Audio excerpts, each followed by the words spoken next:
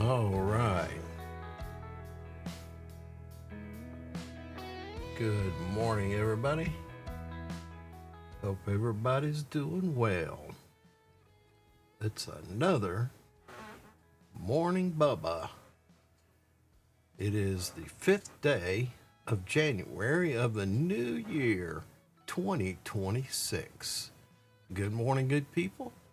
Bubba here, and welcome to 2026. It's the first Monday of the new year. New calendars, new goals, and another opportunity to get it right. We have an opportunity every day, but we all mark the new year, and here we are in the new year. Let's see. Go ahead and check in with me. Send me a note. Let me know where you're headed, what trade you're in, and the company you're representing. I want to hear from you. But before we talk work, safety, or schedules, let's start with gratitude. Let's be grateful for the past year, the lessons it taught us, the challenges that strengthened us, and the fact we're still here, still standing, and still able to work. Let's go ahead and have a roll call this morning. Tell me where you're headed, the trade you're in, and who you're working with today. Whether you're in a truck, at the shop, or listening on replay, you're part of this crew. Let me know how the weather is where you're at too. Here in southern Appalachian Mountains, it got a dense fog, and I got to get out in it this morning. Last time we had this kind of dense fog, narrow back roads up here in the mountains, and I'm going one way and another truck coming the other way, and we kissed mirrors, and I hadn't replaced that mirror yet. It didn't break it off the truck. It sure shattered the glass. You know, it's got those flexible side view mirrors, and it up. Y'all gonna have to forgive that daggum heater coming in. Let me see if I can get that out. And I don't know. We'll see what we can do. Well, that knocked it out some. Let's see. All right. Yeah. All right. Well, there we go, boys and girls. Little morning, a little show. As you know, I'm in the man cave. That's where the HVAC is, and I've tried to eliminate it, but I'm using this boom mic above, so I don't have to have a microphone in my face. You can see it over here. Yeah. Hey. Oh, you can see one right here. Anyway, I don't like to have them in my face, so I set up overhead, and it's got different sound qualities than these other ones, but it gives me more freedom of movement. Therefore, we're playing around. Let me know how it sounds, but let's get back to the show. So let's concentrate on things. I know everybody's set their expectations for the new year. You know, we all set resolutions, and mine's the same as every year. Doggone it, man. I just can't, self-discipline with food. I guess it's all reminds me of Adam Sandler and Jack Nicholson and anger management. where they go to confront a bully that bullied Adam when he was a kid, and the guy had turned into a monk, and Jack Nicholson was trying to provoke him to have a confrontation, and he says, "Oh, so you're going to take, what did he say? You're going to take lessons about self-discipline from a 600-pound dude." And I'm like, yeah, well, there you go. And I'm thinking, yeah, here I am. I talk the same way, talk about self-discipline. We all have our struggles. And I'm glad we're friendly enough and family enough that I can share my personal struggles with you guys. Anyway, let's make this a safe, healthy, and prosperous new year, and not by accident, but by intention. You know, a good year doesn't start on the calendar. It starts between your ears. And that's a fine line. I wish I could post that for you guys, but let me read that to you again. A good year doesn't start on the calendar. It starts between your ears. And that's the way every day should start, right between your ears. And I tease people. There's 3 things I tell myself every morning. I'm standing there in the bathroom and I'm shaving or taking my meds or brushing my teeth, and I always say, man, gosh, what a good looking dude. That's the first thing. The second thing I tell myself, it's gonna be a good day. And at my age, I just added this in the past, 10 years or so. The third thing I say is keep moving. So keep moving. All right, phrase of the week: new year and new you. This week's phrase is new year and new you. Now, that doesn't mean pretending last year never happened. It means learning from it. A new you means thinking about better habits, like my diet, sharper focus, staying focused on things. Here, I'll give you an idea. I know some of you have seen me in the field has seen me with this, and it's a daily journal. And now today hadn't really started, and Sunday, but there's an example of things I do, and then I make notes of things to do.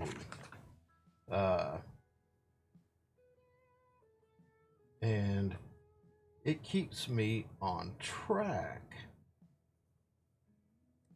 And things that don't get done, I move to the next day and I write down my accomplishments, both on the business side and on the personal side.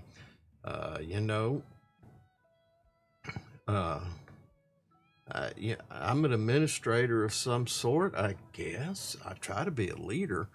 But on the left side of the journal, which is the business side, I'll have, if I'm on a job site, I'm making notes. And this is helping in the focus area, making notes of things that I've accomplished through the day. And at the bottom, I'll make notes on things that need to be handled. And on the right side is the personal side. And it's things that I accomplish and things that I need to focus on in the future. So anyway, it means a new you, better habits, sharper focus, and stronger discipline. The the discipline comes from writing it down. If it stares at me and I've written it down, it's something that is an action item, and I hate staring at something, and so it's an action item. And maybe another thing to work on for me, and I don't know about you, is patience. How to be patient. Uh, not everybody is in your head. And if you're in a leadership position, you've got to make sure that you're patient with your people. Make sure you're uh, uh, giving good orders, giving good information, good instruction, and if things don't go quite right, uh, point the finger at yourself first and say, did I give proper instruction? Did I do right? Now, if you want to lose patience with yourself, that's okay, I guess, from time to time. But remember, you're human, and humans make mistakes. I'm not above having Tourette's. That's what I call it. Oh, damn it. People see me stomping around and throwing out not so pleasant words, but I call it, y'all have to forgive me, that's my Tourette's, and I'm lying. It's me angry at myself for not doing something right, and you just get to experience that special moment, so to say. Anyway, and more awareness, being aware of not only your surroundings for your safety, but being aware of other people around you. Uh, are they feeling well today? Is there something wrong? Are they not tuned up with you like they need to be? And is it a personal problem, a physical problem? But being aware not only of safety hazards, but being aware of your co-workers and associates as well. And on the job site, a new you shows up early, prepared, and present. It speaks up when something's unsafe. It looks out for the crew. It doesn't cut corners just because that's how we've always done it. Boy, I hate that. We've always done it that way. It could be wrong as hell. And there'll be some knucklehead, and it's not their fault. And I use the word knucklehead in a broad sense, not to any particular one, but that always upsets me. Just remember, small changes done consistently make big changes over time. It's like me getting up at 4 o'clock in the morning to do this show. It gives me ample time to get downstairs and get my head together, get the studio set up. Matter of fact, I've even got my boots on this morning because when I get done here, I'm going to go take off the trash because we don't have trash service up here on the mountain. And I'm going to go for a walk, and then I've got to, Lord, I got to go pay auto tags. But anyway, I got things to do since I'm not on a job assignment. So small changes done consistently make big differences over time. And like we said, that starts between your ears, and it takes discipline. You don't need a perfect plan. You just need a committed mindset. And so, in closing that out, you don't need a new job, a new crew, or a new boss. You need a new standard for yourself. All right, let's see here. Safety snapshot. Guys, one thing I've been working with, and it may be on your job site, and somebody out there who's watching this may have some dealings with cranes today. So let's talk about taglines and common sense. Taglines are simple tools, but they prevent some of the most serious injuries on a job site. Struck by incidents, pinch points, and caught in between and uncontrolled loads. Working with taglines, here's a few reminders, or working with cranes or equipment, moving things. Always use a tagline when guiding a suspended load or moving loads. Excuse me, boys and girls. Whew. All right. And keep your body out of the line of fire. One thing, never wrap a tagline around your hand or body. Some of those commercial fishermen will tell you that when you go to grab a line, there's a certain way to wrap it. If you wrap it back around one way, it'll form a cinch on your arm, and if it's a big old fish, you could get pulled out or pulled off the boat. So you gotta make sure you always twist it one way. If the fish pulls, it'll come off of your hand. But anyway, never wrap a tagline around your hand or body. If you need more information on that, send me a comment, or if you want to share some experience, send me a comment in the chat, or you've got my email up there if you want to contact me with questions or whatever. Anyway, I think we talked about that in a video not long ago. And also maintain distance, control the load, and don't fight it. Never get under the load and never get in the direction in which it's moving. Stay clear of the load.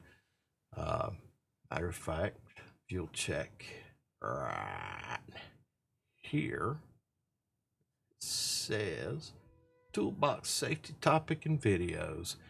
I think I looked the other day, I think I've got 200, a little over 200 videos on that channel just on toolbox safety topics. And it's a resource for you guys if you need if you're a supervisor, if you want to go in and get a toolbox topic for your toolbox topic meetings, and there they are. And I also include the script in the description so that you'll have some talking points. All you do is copy and paste it and print it out. All right. So common sense isn't always common. When people rush, get complacent, or assume it'll be fine. Still don't negotiate, and gravity don't forgive. As a safety reminder, if you have to put your body in danger to control a load, you're doing it wrong, okay? So take care. All right. Here's something here in the new year, but it's something that I think everybody should work on.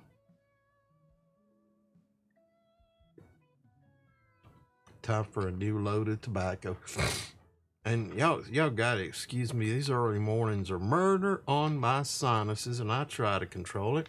I got a mute button, I guess I could try that.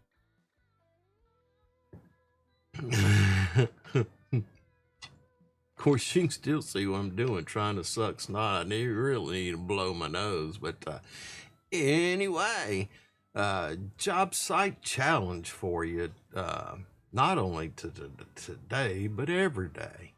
But let's talk about good spirits, good fellowship, and good leadership. This week's challenge is about attitude and influence. Let me get a taste of this coffee too. Jump on in here. Send me a chat or whatever they call these things, or send me a text on the chat, or doobly dukes. I don't know what they're called. But send me a message and give me your thoughts or opinions along the way. And, or if you got a topic of discussion, we'll do that.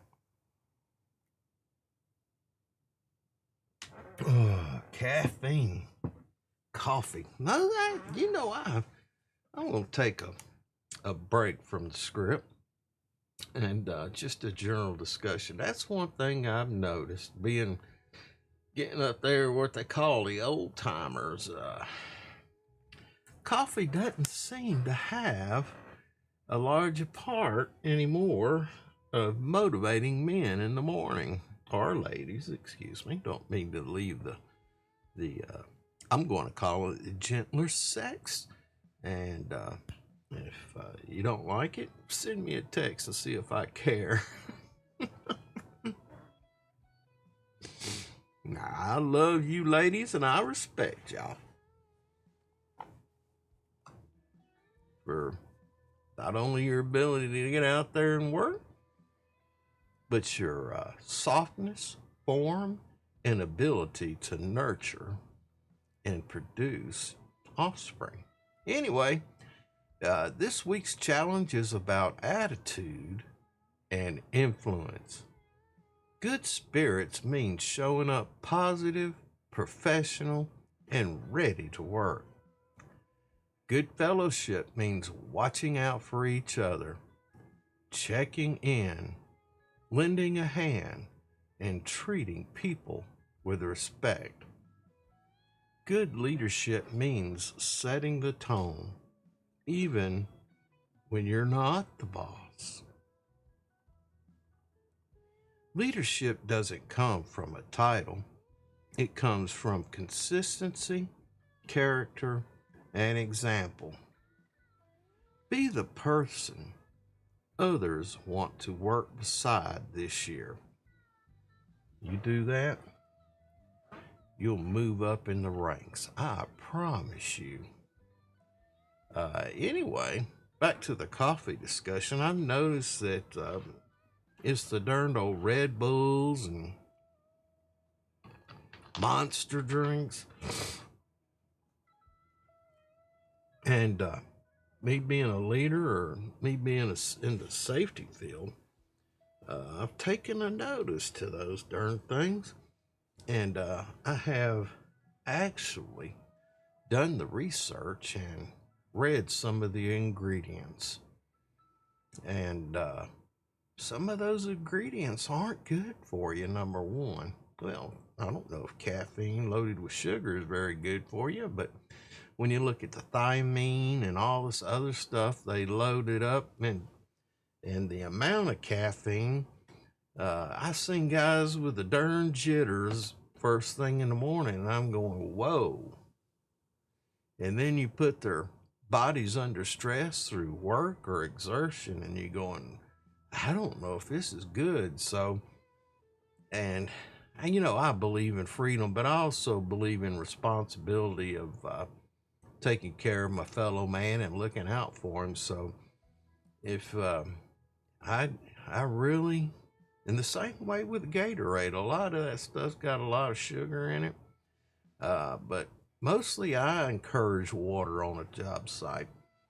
First coffee in the morning, stand around the safety meeting, and you're drinking a cup of coffee or monster drink. If I could, I'd be very discriminatory and forbid them.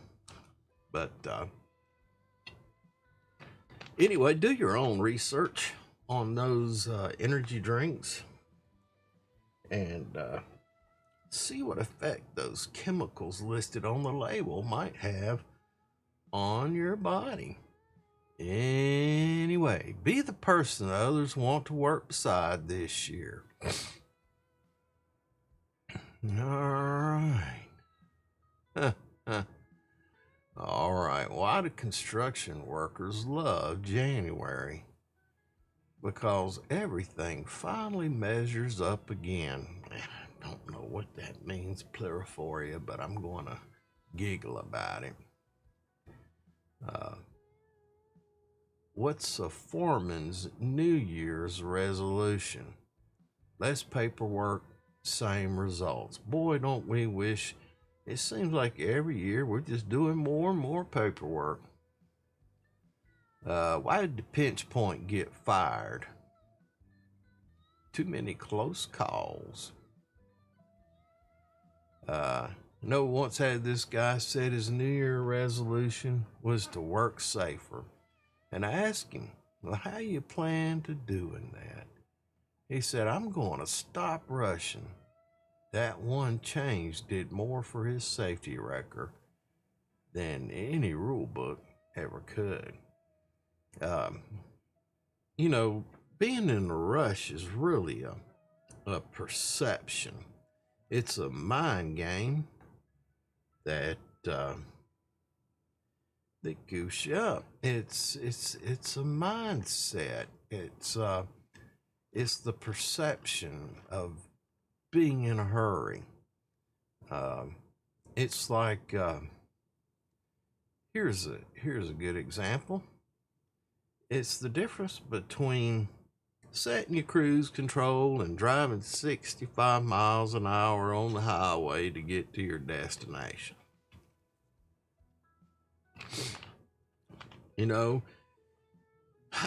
My earlier career, I did some truck driving. And I always had this rule. My dispatch speed was 50 miles an hour, period. If the dispatcher gave me a load and he said it was 250 miles away, I told him I would be there in 5 hours. He says, well, I need you there by this time. And if it was outside that 5 hours, fine. If it was inside that 5 hours, I told him it ain't going to happen. 50 mile an hour dispatch. And that way I could calculate it. 50 miles an hour, I could calculate my average speed. And if it was on a state highway or a U.S. highway, I knew that 55 miles an hour and 45, depending on where I'm at, that my average speed, that's my slowest average speed, was probably going to be around 50 miles an hour. And if I had some interstate driving, I knew that I could make a little time. And that little bit of time would be for fueling, restroom breaks, and things like that. And it allowed me to keep the schedule. I could say when I would be there. And I was always real close on that. Never more than a few minutes off. And the other, to relate that, I did some long distance driving across the bottom of Texas, I-10, I-20, I-10, all the way across to the other side of the country. And I'd be driving at night, and I'd have it set, if the speed limit was 65 or 75 down there, I would set at 77, 78. I'd be a little bit above the speed limit if it was wide open and no traffic. And I'd look in the rear view and I'd see a set of headlights and turn myself back to the front and zoom. Old boy would blow by me doing 100 or better. And I said, whoa. And I'd just stay with my speed.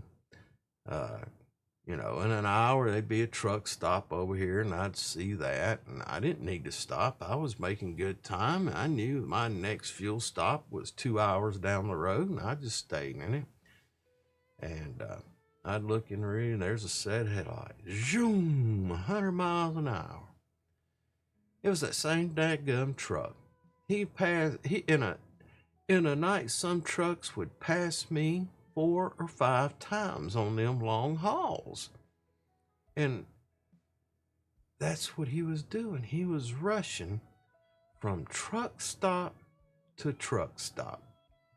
And me, I'm just and he was all wound up. You get him on the radio. I say, hey man, let me give you an address so you can mail my doors back to me. You just blowed off. And he'd laugh about it. And we'd get to yakking till he ran out of radio. Hey, man, I'm in a hurry. Got to get moving. And he asked me again in a couple hours where he pulled off. But anyway, that's the perception. That's the perception. We both got to the destination about the same time.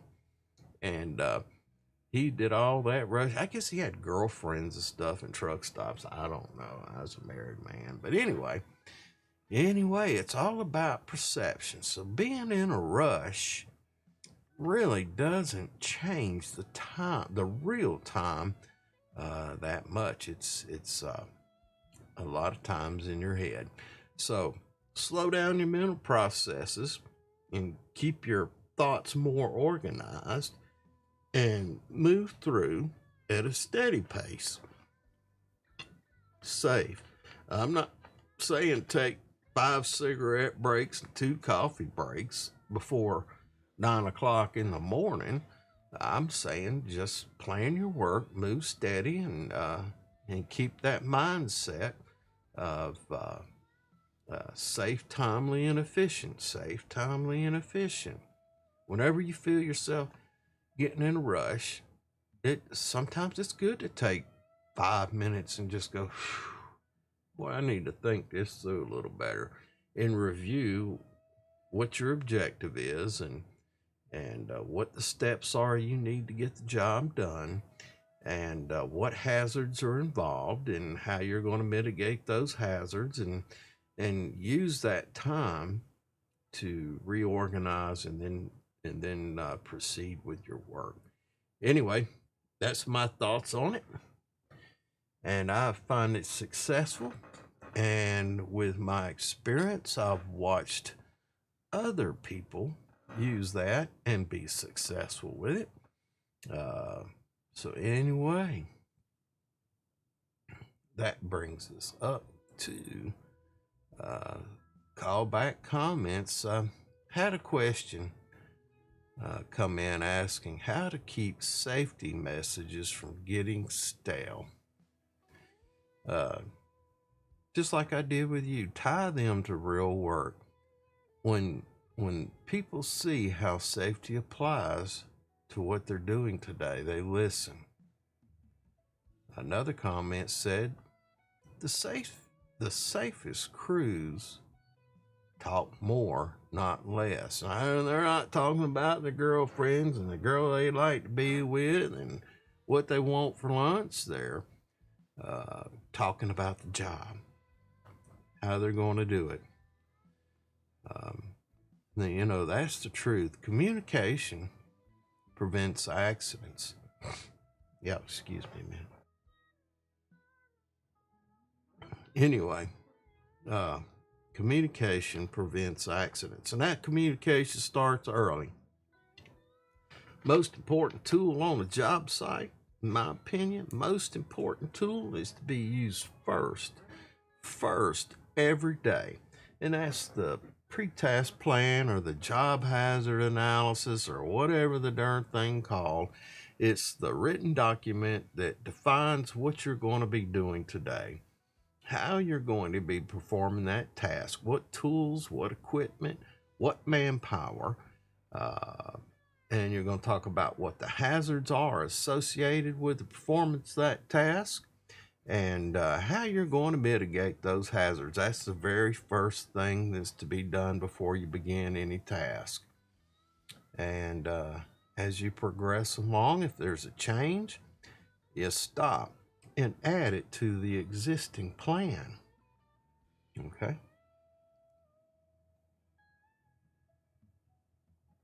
All right. Anyway, communication, and organized communication. Now, don't get me wrong.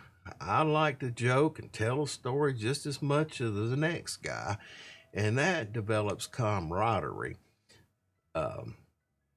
If you're the kind of supervisor that just thinks you need to stick with the program, the business program all the time, yeah, they'll get the work done and they'll probably respect you, but sometimes I wonder if they're as productive if you don't have a personal relationship with your work guy. Now, that after work business and all that, but by golly, you need to be friendly to these guys out there. These men are performing work, and you need to thank them, engage them, and direct them. Okay, you know the objective, and if you're a leader, your job is to inform your crews of what that objective is, and do it in a kind, friendly way. Um, Unless, we have to do discipline from time to time, no doubt. But overall, if you treat your people, your crew, in a respectful, kind way, when you have to get hard, they listen. They listen a lot. Whereas if you're hard and all the time, when you have to display some sense of urgency or some sense of communicating an important point, it gets lost. It's the same thing. They're hearing the same thing. But if you communicate in a friendly tone and an earnest tone and get to know them, when you have to get hard, when there's something important, something hazardous going on, they're going to give you an additional level of respect and attention. So keep that kind of thing in mind as you move through it. All right, well, let me look here. I check something. I got this old foot heater here, and safety switch burned. I don't know if you can see that. It probably won't focus now. I ain't got no autofocus. I got the other camera. Where's that thing pointed at? There we go. This old safety switch came out of this foot heater, and I have to unplug it when I'm not using it. I'm afraid it'll catch the darn place on fire. But anyway, I just found that on the desk. I thought I'd share it. Oh, yeah, hell, here it is. There we go. This old safety switch, when the heater falls over, this thing's supposed to flop, and it has a switch on it, and it'll cut that thing off. Well, I had it in the grow room over there where I start my seedlings, and I guess it got knocked over and burned that thing up. I'm glad the house didn't catch on fire. But anyway, that's just a side note. Share it with you. All right. Where are we at anyway? Tools and tricks. Speaking of heaters and all that, keeping warm in cold weather. How do you do it? How do you keep warm in this cold weather that we're experiencing? Boy, I tell you what, I was on that job site over there in Atlanta not long ago, and that job was cold. It got down in the 20s, and we're in an unheated building, and I didn't, like I said, I'm not afraid to admit it. I'm more of an administrator now, more than anything. And,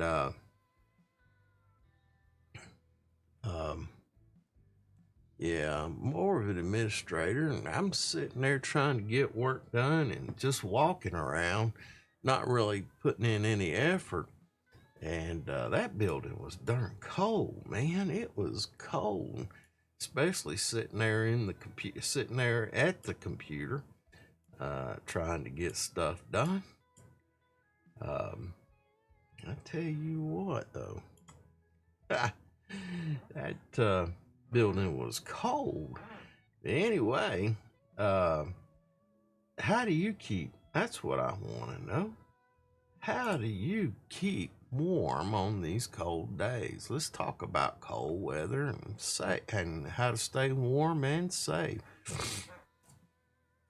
Now, I got this old raggedy shirt. I tell you what, Anybody else like me get a favorite shirt they like to wear, and even though it looks all raggedy, you'll wear it in the darned old meetings and everything else, and it looks like it's about to fall off of you, but it's still serviceable. And people look at you like, "Who's this bum coming in?" And I'm like, "I'm me." Anyway, it reminds me of a story. I'll tell y'all a story. And I don't know how true it is, and I'm not gonna mention any names, but I feel that it's true because I somewhat knew this man. He's a business owner. In the state he lived in, he probably owned one of the biggest businesses in the state. Widely respected in this state, widely respected in the region and the country. And his son was traveling with him. Son grew up in the business, being in the business. He said he got on the airplane one day and his daddy had on a pair of suit pants. He had a suit on, and the suit pants had a big old tear in them, and he'd sewed them up and had them repaired. And the son said, "Daddy, you think you need to be wearing that torn pair of pants to this meeting?" They was getting in the private plane, right? The company-owned plane. Fly over and have a meeting. His daddy looked at him. He said, "I made my first $5 million wearing these pants. I can't see why I can't make another $5 million." So, anyway, dressing warm. This is an old flannel shirt. I've owned this thing a decade or better. So, with a t-shirt and this flannel shirt, and I'll either have on a vest or a, I don't know, fleece jacket, and then I might have another windproof or a wind jacket, lightweight kind of thing. And so I've got 4 different layers holding in the body heat. And so dressing layers. Now, mine's not necessarily moisture wicking. If back in the day when I would work harder, I would probably have on an Under Armour, some kind of nylon. It would wick the water away from the body. And then have this warm flannel on in the fleece, and then a windbreaker. And the other important thing is head covering and neck covering. If you got to wear a scarf or a hard hat liner, that it covers this part of your face, and then you've got your safety glasses, and it can either pull it down, or like me, I'll roll it up and it'll be up here, and I can pull it down if I need to. But keeping something on the head, especially if you bald like me, a lot of heat gets out through your head and neck. Now, it's a lot, and I've heard reports that as much as 70 or 80% of your body heat escapes through your head and neck in cold weather. Well, the rest of you is pretty well dressed out if you're in layers, and so that's a lot of heat getting away that you'd like to keep in your body. And as you start working up a sweat doing your work, I always start by taking the head cover off, the hard hat liner off, and readjusting. And that normally cools me down considerably. And then as the things goes on, I'll start peeling off layers and allowing, additional heat to dissipate. So, and then as you slow down or you're going to lunch, and you put those outer layers back on as you cool off, and keep a body temperature that I'm not going to say it's going to be comfortable, but it will keep you warmer than without it. And then keep your hands and feet dry. That's awful important, keeping them dry. Also, take warm-up breaks. Boy, when I was in that building last month, I didn't have a heater or nothing. We was in a big old wide open space too. There wasn't no way you was gonna heat that space. They even brought in one of them big old kerosene burners, with a jet engine on it. And then you couldn't work, couldn't hear yourself think with that thing blasting away. But take a warm-up break. Go get in a truck, crank it up, let it warm up. By the time the truck gets warm, of course, you're already warmed up. So it's, or if it's sitting in the sun, it gets warm pretty quick. Take a few minutes and warm up. I'm not to say taking an hour and smoke 3 cigarettes and 2 cups of coffee or whatever. But get warmed up. Another important thing is to have a regular meal. And then people go, well, you eat these sugary things. Well, no, you don't. You can have some carbs, bread or something like that, but things like fruit, and that's your short term. The carbohydrates, they'll warm you up fairly quick, and then they burn off fairly quick. It's best to kind of mix it up. Have a little protein, which is a long term. It takes it longer to digest, and it releases the fuel a little slower, but the carbs will give you the energy quicker. So eat regular and keep hydrated. Even when it's cold, make sure you stay hydrated. Colder air is normally drier. Now, warm air, humid, has higher humidity in it, and you'll sweat more, of course. But that sweating action doesn't stop just because it gets colder. Believe it or not, a lot of hydration or a lot of water is lost through the simple act of respiration. Just breathing, you're going to lose a lot of water. I don't know if any of you are campers, but if you go camping in cold weather, you wake up in the morning, there's darn water all over the inside of your tent. And that's from you breathing. That's coming off your body, out of your body. Even if you put a waterproof tarp down on the ground, you wake up the next morning, the inside of that tent is wet, and that's from your respiration mostly. So make sure you stay hydrated. And now remember,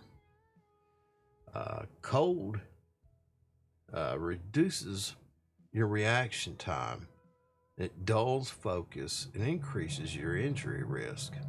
There goes that heater again. Warm workers work smarter. All right. Here we go. This is some trade wisdom. And you do it right the first time. That is the cheapest way there is. And doing it right the first time requires planning. There we go, coming into it again. That pre-task plan. I'll say it again. That PTP or JHA, whatever you want to call it, is the first tool you should take out of the box every day. And it's the most important tool. It plans your work. It helps you figure out, number one, exactly what the task is, and then what tools you need to do the task and what the hazards are, and how you prevent yourself from getting hurt. This goes back to that mindset, getting in a rush and it's skipping that first most important task of planning your work. I've told this story. Went to work for a company, and it was really kind of mom and pop. They had several Different. They had a couple different divisions, and I'd I'd always get to the job site. If the job started at 7, I was there 6:30 or earlier. I made it to be there. Try to get there an hour earlier just to watch. If I've never been to that job site or to that division, just to get to the job site and watch how things would unfold. And I never will forget this job.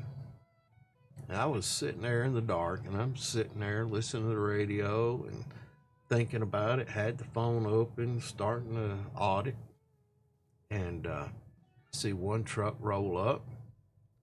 Old boy jump out of the truck, run to an excavator, and fire up the excavator and run back to his truck, let it warm up. In 10 minutes, he'd run out there and he'd just start piddling around in the excavator. He'd do this or do that. And a few minutes later, another old boy, he'd drive up and do the same thing. He might start his equipment, go over there and talk to the other guy that had been there earlier and started his equipment, and they'd have a little bit of conversation, and then he'd get moving. Just, it looked like they had some objective in mind. And by 7:15 or so, there's 3 or 4 guys out there, and here comes the superintendent. They supposed to start at 7. That's what my information was. And 7:15, 7:20, here comes the guy in the company truck rolling up, and he'd jump out and go talk to this operator and this operator, and pointing and talking, and then he'd go back, talk to the first one because forgot to tell him something. He's sitting there running around like that, and then he'd go sit in his truck and watch him work. And I got to thinking about how much productivity they lost because of that. And so the next day, I was on the site. I after that supervisor got everything going, he said, "Oh, I saw you sitting up there." I said, "Yeah, I've been here since." We don't start till 7. I'd be like, "Okay, is that why you got here at 7:15?" He goes, "I was running late today. Had to do this, that, and everything." Okay. And so the next day, he'd be there at 7, but the operators were out in the field already working. I say, ho. I said, let's have a meeting this morning. And he'd go, "Man, I can't stop them guys from working." I said, "You're going to run around out there for 20, 30 minutes telling them what they need to be doing, ain't you?" He goes, "Yeah, that's what I need to do. I need to be getting..." I said, "Stop them, bring them in." And then I would start the process of doing the PTP meeting. I said, "What's the objective today?" "Well, we're going to get all this debris over here, and we're going to load it in the trucks. We're going to process steel over here. We're going to get it all prepped and ready to ship." I said, that's what we're doing. "Who's doing that?" "Well, Joey's on that machine, and Frank's on that machine, and John's over here doing this." And I said, "Okay." And I'm writing this stuff down. And I said, "Now, what are some hazards?" He said, "Why, hazards?" I said, "Well, you got them guys over there operating torches where Johnny's using a shear to cut that steel. Are they in the same area?" And he goes, "Yeah, he's working right next to him." I said, "Okay, well, that's a hazard. You got guys on the ground cutting steel with torches next to this excavator that's using a shear cutting that steel." I said, "So the hazards are working their equipment, torching operations, which includes flammables, securing the bottles, make sure they're standing up, proper gases, using proper pressures," and we're just talking about this stuff. And so after about a week, it became a habit. And every morning those guys got in there, and I was getting ready to go to a different assignment. I got with that supervisor and I said, "Hey, Mr. Supervisor, tell me. Now, when I first got here, I witnessed this and saw this, and now over the past week or so, or past month or so, whatever it was, we have a meeting every morning, and you have more time to do your paperwork. I perceive that." He goes, yeah, I do."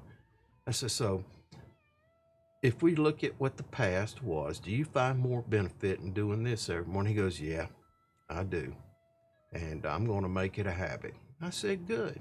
And then I would show up again.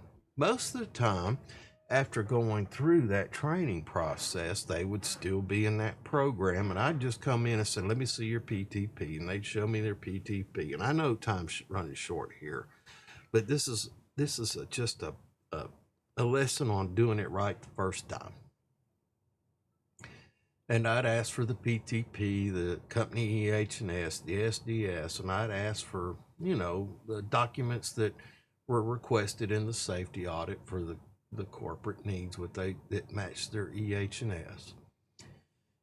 And most of the time they would stick with it, and they'd be a hard head every now and then, think he knew more, and he'd still be in a rush, and he thought I was, until he had an accident or something went wrong, and I had to go in and investigate, and he didn't follow a procedure, and it was all on him at that point.